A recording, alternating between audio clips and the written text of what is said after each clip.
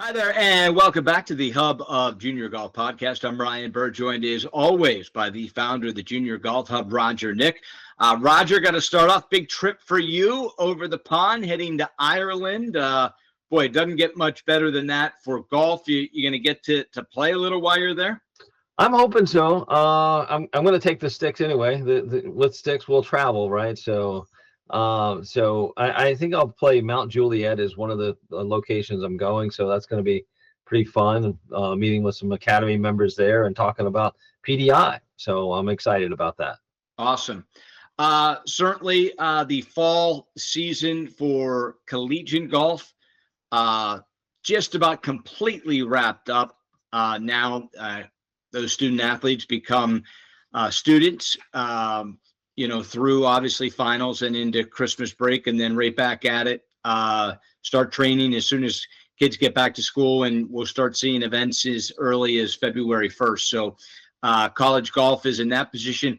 For the areas in the South that play their high school golf in the fall, currently the playoffs are underway, state championship rolling up, and then of course in the colder weather climates, that high school season's already wrapped up. So kind of moving. First of all, how are we in November already, Roger? I mean, how in the world, where did the first 10 months of the year go?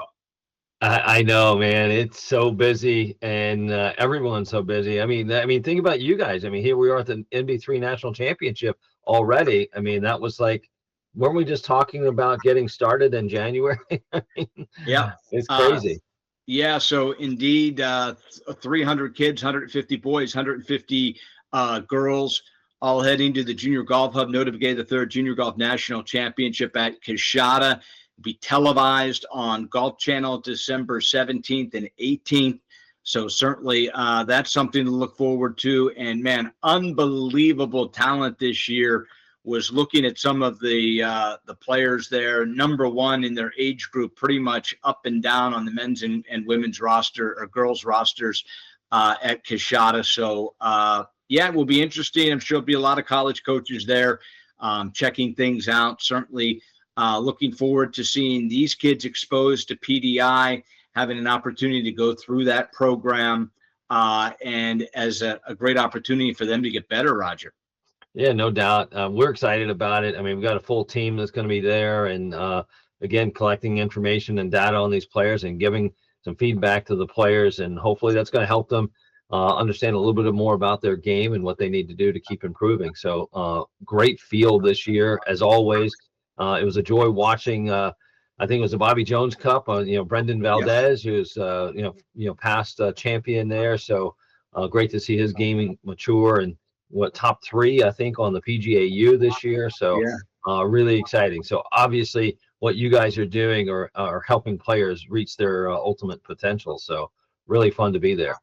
Let's talk about that a little bit, just as players will be going through a PDI assessment. As you've been doing PDI and players come in through the first time, what's the biggest feedback you guys are receiving from the player that goes through it and then starts the process to get better? Yeah, that's a great question, Ryan. I think overwhelming, we hear the same things, which is I didn't know what I didn't know, right? Mm, I did not know how important an active straight leg raise is to my golf swing and how that actually helps me understand the energy transfer to hit it further, right? So pretty interesting, So that's a number one thing. And number two is, wow, I wish I would have actually kind of known this before, or maybe earlier in my career. So I actually had a better plan on what to work on from a golf skills perspective, because I think that's the real thing. I think all these kids have talent. It's just what do I need to work on, and when do I need to work on it, right? So the physical functionality of someone really helps determine or dictate what they're going to do when it comes to their golf form or acquiring skill. So I think they start to really put that together, and they start to put that intention of, hey, how do I actually move in my golf swing, and then what does that mean, right? What does that really mean to them? What it really means to them is, controlling their golf ball better, right? And that's the name of the game. That's it. yep. No doubt about it. Certainly, a heavy topic that we'll get into is the NCAA continuing, Roger, to try to figure out how NIL, how the portal, how all this is going to ultimately work with collegiate athletics. More questions than answers, that is for sure. But as far as college golf, in particular men's college golf, a pretty significant scholarship roster. I shouldn't say scholarship because the scholarships will actually be more, but a roster reduction.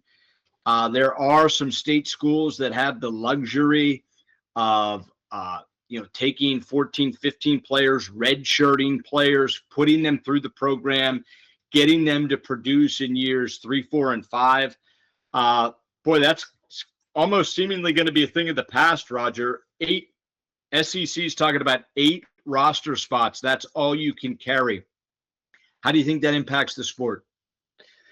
It's going to be very interesting. I think it just aligns with what else is happening in collegiate sports at that top level, that Division I level, with NIL and how that's impacting all the sports at a school, right? So ultimately, I think it just comes down to all this money that comes into these Power 4 school conferences. They got to spread it out equally, right? And they want to make sure that the athletes there are taken care of, and no one's like going, well, but that athlete is making $2 million and I don't have a full scholarship. Doesn't seem equitable. So I think that's trying to resolve that. So I think the idea behind it is probably okay. It just is going to impact the junior golf space when it comes to kids who are looking to be recruited to go play college golf. Guess what? If you're not in the top 0.5%, if not greater now, you're going to really be shut out at that Division I Power 4 conference level, unless you're just outstanding. And so what that should say to all the other schools out there really is that, man, we're going to get some great talent. I mean, there's going to be a lot of talent that's going to be cut from rosters that they're going to want to go somewhere.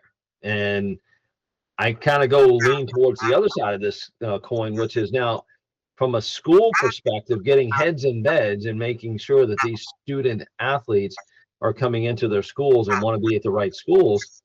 I think it's going to change a lot, right? I think it's going to change how parents are talking to their kids about what schools to go to, when they're going to go to school.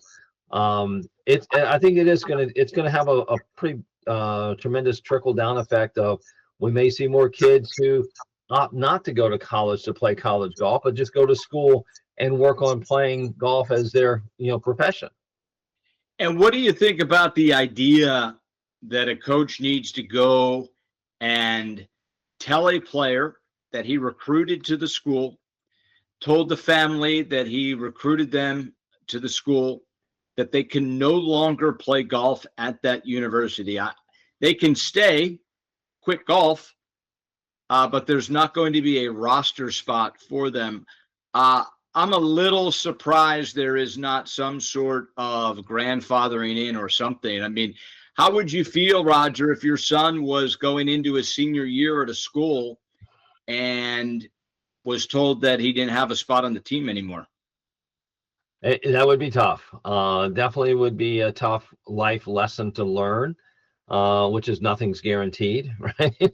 Yeah. But however, I would say finish your school and do the best you can to get done with what your school left is, or what you have left in school. But that would really be a tough one. I mean, I think that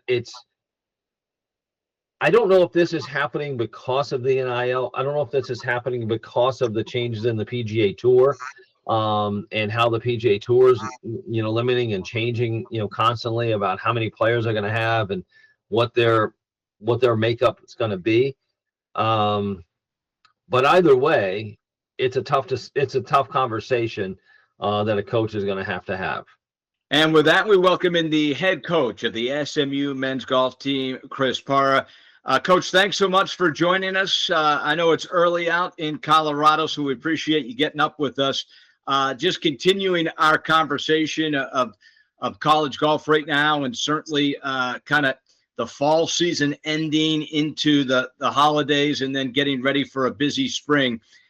Let's just start with that with you. How do you approach the end of fall and then this kind of 3-month window where your players are quote unquote technically off? We had a great ending to the fall, so a lot of our kids saw some major progress over the last 2.5 months. And now it's time to kind of recuperate. Like you said, the spring is a very long season, compacted, uh, more events, less time off. But right now, I let them have some freedom, catch up on school. SMU is a little bit tougher academically, so it is a time for them to catch up on grades. And then the main thing I want them, each one to do is look at their stats, figure out what they individually need to do to be the best they can be this spring. Whether you got to work on some technique stuff, it's a great 2.5 month period to really make some major changes if it's needed. Coach, you guys are, I think it's 17th right now in the country. A great spot to be going into the spring season and getting ready for regionals and nationals, right? Tell us a little bit about what a day would look like playing for Chris Parra there at SMU. Yeah, typically we have Mondays off. We're fortunate that if the kids still want to go hit some balls, Trinity Forest, the staff keeps the range ready. But Coach Wilkins and I and Corey tend to always take Mondays off. Tuesday, Thursday mornings, we practice in the fall in the mornings from about 9 to about 11:30, and it's very heavily intense wedge play, short game shots that you would find out on the golf course when you're competing. We have a 9-hole short course, and I have kind of free reign to set up drills and stations for the guys. I really push them pretty hard in a team practice, because I feel like the harder that you're pushed in a practice, the easier a tournament situation might be. We all know it's pretty much impossible to create tournament situations in practice, but the closer you can get to it, I think the more prepared you are down the road. Wednesdays, we tend to have qualifying in the afternoons, and then Friday, Saturday, and Sunday, if we have time before our next event, we'll have some qualifying rounds. I like to have a minimum of about 4 rounds for big tournaments, kind of let the guys get their feet under them. One bad round doesn't really shoot you in the foot and gives you time to make up some ground. Uh, Thursdays before our team practice, we have a 5:45 workout conditioning. Pretty much this time of year, or leading, from the time school starts, it's really about maintaining our bodies, trying to recuperate after being on the road. So it's not real heavy, intensive lifting. And then now that they're in off season, they'll go to probably 2 days a week workouts, and it'll be a little heavier, build some more muscle for the spring. Coach, you obviously played as a professional over a decade as a professional golfer. You've lived it, certainly played, know the SMU program. As you am now moving into, 6+ years as a head coach, how much have you changed as a coach? And what I'm trying to get by that is, do you see yourself as a player's coach? Do you see yourself as, guys, I've done it, I can help you get to where you want to go? What's your philosophy? I think it's a little bit of both. I think as an assistant, you're really close to the guys. They have your ear a lot more. I don't know. I don't feel like I've changed that much as a coach or a person, just having a head coach title. But kids tend to be more intimidated when the head coach is around, or they don't want to mess up around a head coach. And that's probably the same as when I was in college. So a lot of times, I don't ever snap at kids. I think some good advice is you don't ever want to have to apologize for something you said. So I think it's about taking a deep breath and realizing that they are still kids.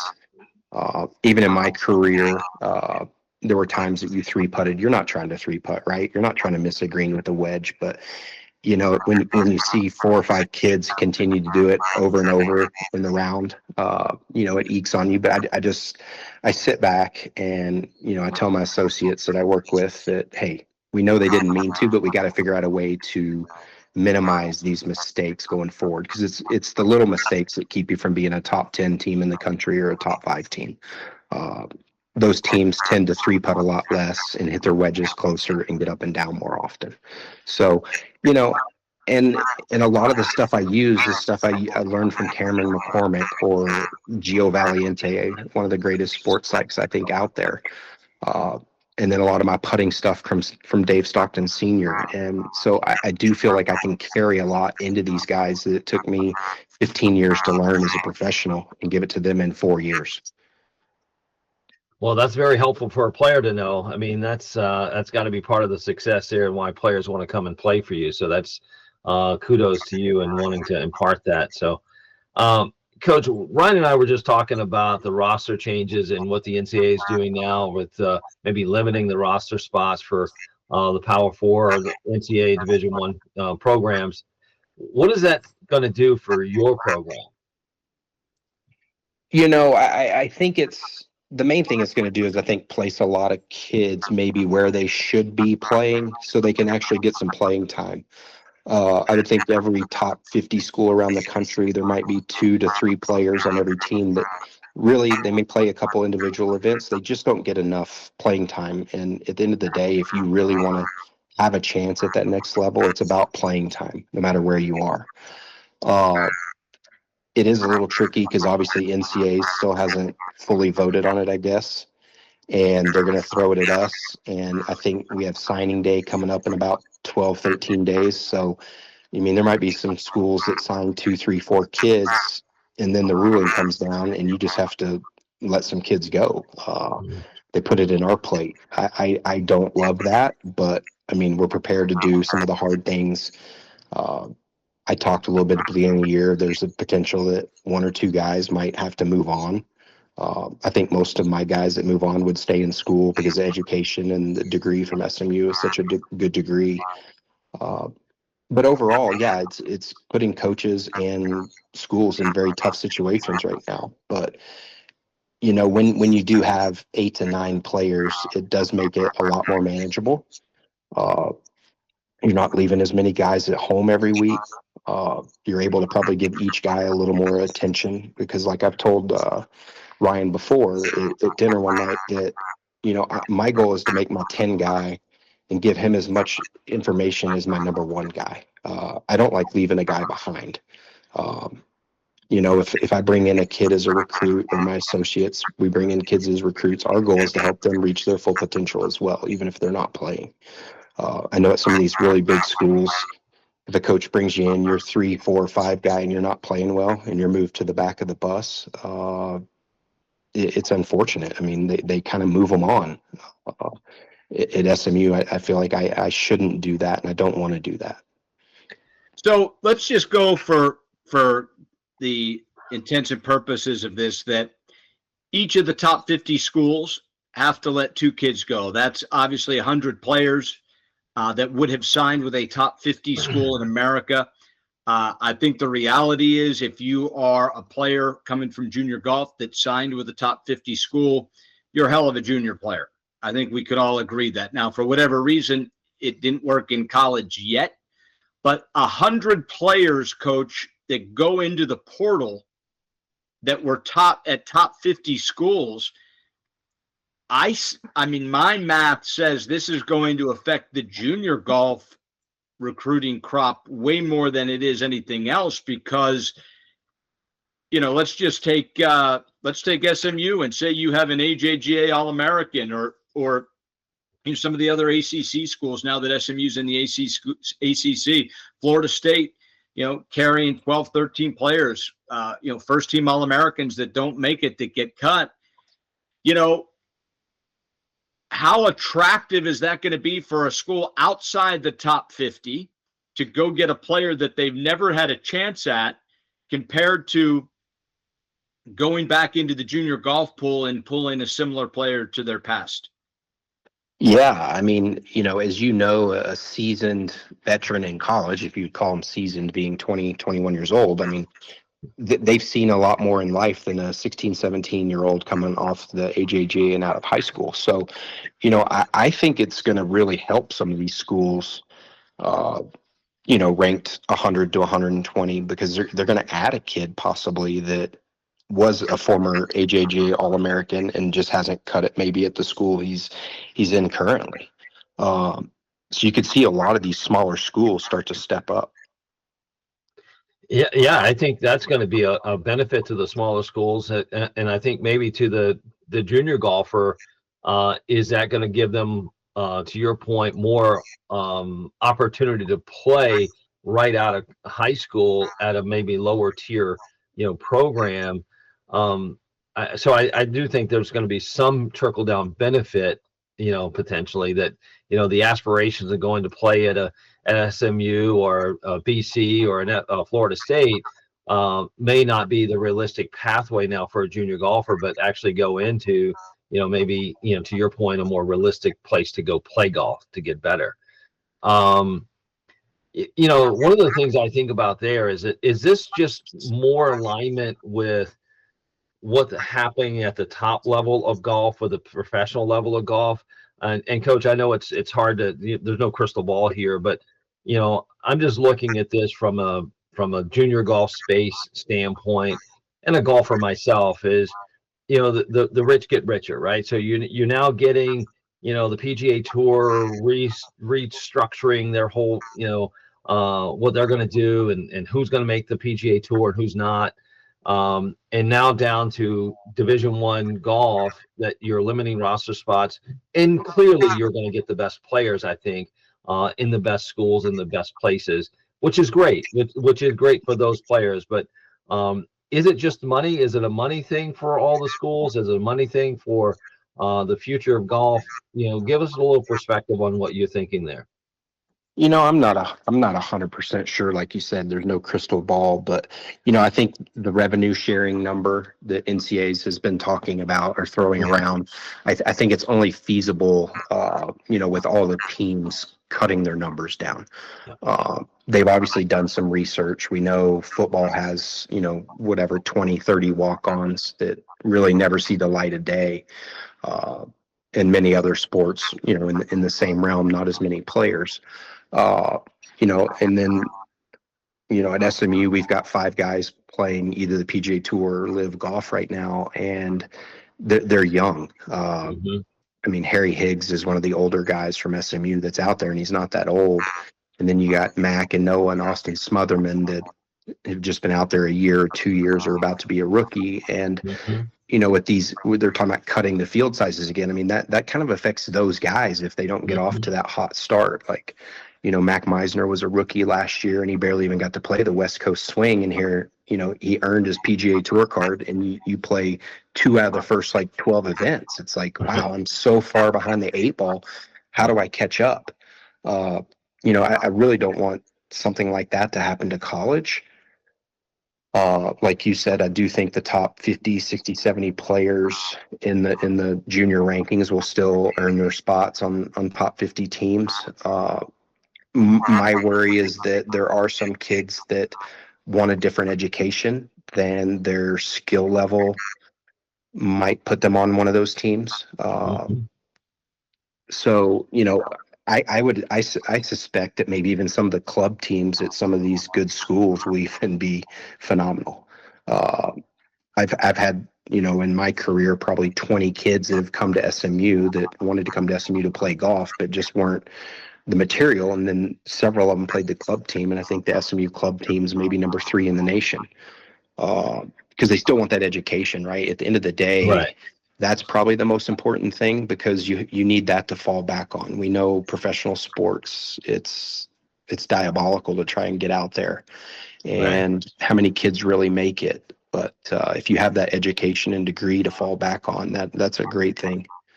Yeah, I agree with you there. And then one of the things, sorry, Ryan, I didn't mean to cut you off. But Coach, one of the things that we promote on the Junior Golf Hub is the club team aspect at schools.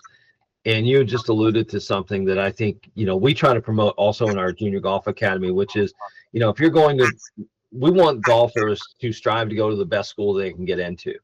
And there are opportunities to play on a club team if they can't play on the varsity roster. And we've also heard from a lot of varsity coaches saying that, yeah, every once in a while they kind of spot a player on that club team and go, hey, I want you to play for the club team now because we're playing such a competitive schedule that if something happens to a roster spot that I have, you've got a backup plan. So is that something that you think is going to also happen a little bit here? I mean, because to your point, I think kids do want to go to the best schools that they can get into. And if they can go play on a number 3 or a number top 10 club team, still keep their game sharp, and who knows what happens to a roster spot? Is that something you think is a viable option? Yeah, I mean I feel like it happened a year or two ago to, I don't know if it was Northwestern or Georgia Tech or one of those schools. Virginia. The one kid that was Virginia, the kid that was on the club team and made Yeah. the huge run at the USAM. He did. And they were asking him if he played, and he's like, "No, I'm just on the club team." And then he gets a call the next week. Yeah. So yeah, I do think those stories will happen. I don't think they'll happen often enough, probably. But I mean, those are incredible things. I think that's what makes our sport so great. Yeah, there's no doubt about that. That there's going to be a spot for everyone. It may not be the name on the bag for the junior golfer, and really that's and Coach, I know we got to let you go. That's the final part about this. As you have kind of mastered the art of identifying junior golf talent that you then can predict is going to be a player that can help you try to win a national championship at SMU. And that is the goal at SMU. It's one of those programs. The goal is to make it, obviously, to the NCAA. You're moving to the ACC now, in the ACC now. But it's to get to match play and have a chance. So when you're trying to identify a junior, is there a couple qualities that no matter what, that kid must have for you to consider them? For me, I think we talked about it's an eye test, and probably a sound test. We've heard those guys on the range, at the next level, and it's just different when the ball's coming off the club. I love kids with great attitudes. I don't like, watching kids that mope or throw clubs and, talk back to their caddies or their parents. I think one of the top qualities is, we all want that kid that has a little bit of dog in him. He's got some fight. Maybe not always catered, didn't always get in the invitationals, has a little chip on their shoulder. I feel like sometimes those are the guys that go to battle maybe a little harder, maybe a little more intensely. Uh, it's not like, oh, well, it's not my day. Like, let's find a way to win, right? Like, if you're going to make it to match play at NCAAs and make it through regionals, like, you've got to find it some days. We don't have our best golf every day. And it's when you don't have your best golf, who's going to fight till the last putt drops? And, we've watched it in match play. Who's going to do that in match play to help you get to that national championship spot to compete? You got to fight until it's over. Until you got no more golf. I mean, I think Tiger said it best one time. He looked at his caddy gave him a hug and he's like, what? His caddy's like, we're done. It's over. Like, you get so immersed in what you're doing and it's just one shot at a time, and then, hey, it's over. But fight until that last shot. And that's kind of really what we want to see in kids that come to SMU, is the kids that are willing to fight until that last shot. That's some good advice there. I like that. More juniors need to hear that. Yeah, Thanks. no doubt. So with that said, and really that was a wonderful message, Coach. As you pick and choose, how much is it regionally based? I mean, obviously you are in a hotbed in Texas. You've got kids in Dallas that are obviously have had great junior careers. They also you're locking horns, so to speak, with the University of Texas, big budget school. That certainly has a great history as well. Texas Tech coming on. We obviously saw them with Oberg playing good golf. Identifying talent to be able to win a national championship. Are you mainly looking in Texas? Are you looking across the country, around the world? What is the philosophy for SMU right now? I think over my whole career of coaching, we've mostly recruited in Texas or California, occasionally in Arizona, a little bit in Florida.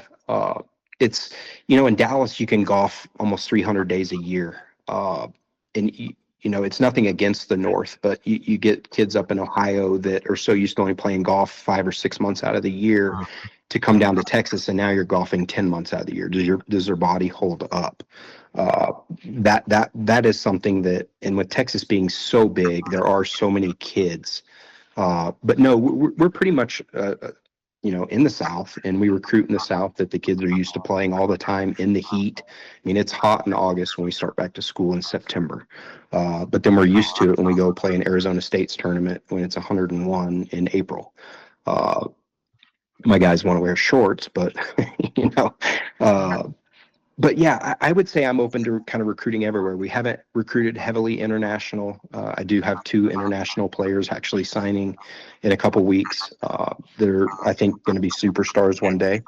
But I'm kind of open to anything. I want the best players that really fit in with our family that we've created at SMU Golf. I mean, that's also an important thing. Is not just to bring in a recruit, no matter how good they are. Like, we really want them to fit in. We make sure they know some of our kids. Make sure they love the Dallas Metroplex. If you come from a small town and you hit that Dallas traffic occasionally, like, it's not much fun. But we don't have to drive in it much. But when you do, it's not fun. Or do you want to be around 1 million people, or do you want to be around, a small college town? So, there's a lot that goes into it. But I'm willing to probably recruit all over. Coach, one last thing. What's the message to the junior? What if you're gonna give one last message? What would you tell them? Play hard, have fun, and enjoy the walk. Awesome. Yep, no doubt, Coach. Again, congratulations. It was great getting to know you personally, and then not at all surprised to see what you guys are building. Won't be long before you're hoisting the hardware as a national championship head coach. Congratulations on what you've built. A great fall season, and good luck this spring, Coach. Thank you guys so much. Appreciate it. You bet. Good Have luck. a great day. Have a good one. Okay. Yep. Chris Parra, head coach at the SMU University. And Roger, you think about what Coach talked about. I mean, it was certainly a quality message. I think as we kind of diagnose the junior game, I don't want to say kids quit, but it goes back to the whole ranking system of seeing the WDs next to kids' names. Get off to a bad start and say, "Yeah, I'm done. I'm going to head back to the car and we'll get them another day." I mean, that, I think that obviously is the message of fighting to the last putt drop is a good one. It's a great one. And, the message of the NCAA is sending with, hey, roster cuts and so forth. Hey, guess what? You better step up or step aside because, it's going to be less spots for these kids. And I'm hoping that people play the game because they want to get better at the game. I hope that the parents realize and the young players realize that the landscape is changing and it's changing very quickly. And I don't want to say it's going to more specialization early, but it definitely tends to lend itself to that because of the recruiting cycle of going, hey, by the time you're 16, you better have something locked in or else, right? And we're going to see, as the transfer portal fills up this fall with kids trying to figure out what's going to happen with this whole roster change, they got to find their spots for next year and 26. So 26 is going to be a very, very interesting year when it comes to what the transfer portal is going to look like, and then what is the junior golf landscape going to look like, and at what point are we going to start just playing wagger events for junior golfers and versus junior golf tournaments. And the growth of the game, I think we heard it, a previous podcast that the growth of the game is silly. It's the stewardship of the game. And this is a big message to all those who are stewarding the game right now to junior golfers, that we need to wake up and understand what are we really doing here. Yeah, that is probably the best message that could be delivered. I mean, it's weird times. This is the Hubba Junior Golf Podcast, and I'm not sure on the history. I mean, COVID certainly played havoc on junior golf with every player getting another year that was in college. There was a massive, massive trickle down to junior golf because rosters were full. Now it's going to go a completely different direction. You heard Coach Parra. They have a full recruiting class based on the old rules. Yeah. I mean, I got to say, Roger, that to me is the most ridiculous thing the NCAA is doing here, is not making this decision before you go sign a full class. Yeah. Now you're just making a horrible situation of potentially cutting players worse. Worse. And not only that, forget about cutting the players. Think about just the recruiting the players and saying, hey, I'm going to give you a spot, and then having to renege on that. So, I mean, it's going to be an interesting time. We'll see. I mean, and maybe this ultimately levels the playing field back to where, hey, golf is a sport, and in the NCAA rule book, if you will, it's a non-revenue sport. So, hey, we can only afford so many players. So we get it. I mean, that in fact it sounds as though that's what's happening here is, hey, we only have so much revenue coming in, and you know what, if we can reduce the structure of the team, you know, how many's on the team, we can pay for everyone that's on the team, but it's only going to be so many people there.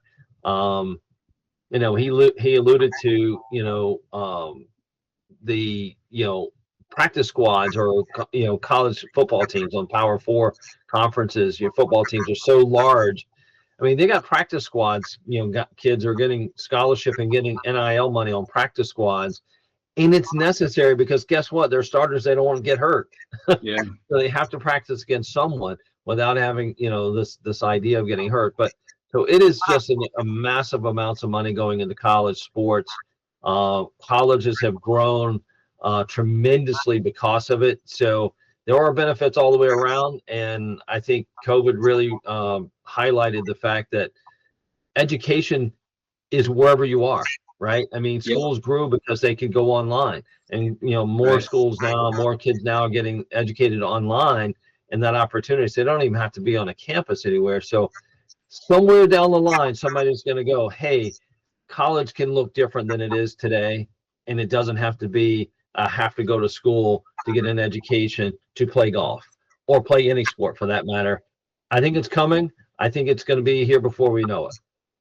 Well, certainly some turbulent times ahead. We're hoping for a smooth trip for you, Roger. Certainly look forward to catching up with you when we're crowning some champions at the Junior Golf Hub Notah Begay, the third Junior Golf National Championship. As I said, you'll be able to watch that on Golf Channel. Certainly look forward to that.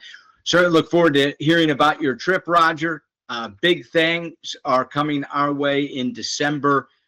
Certainly, huge deal with PDI coming up with potentially the college coaches. So we've got a lot more still to come here on the Hub at Junior Golf Podcast, just getting started. But it's a fun time of year, Roger, and safe travels and enjoy Ireland, my friend. Thanks so much, Ryan. You as well, and good luck at the NB3 National Championship. I'm looking forward to seeing it as always. I'm going to miss not being there. This will be the first time I will miss it. First and only. But a great field.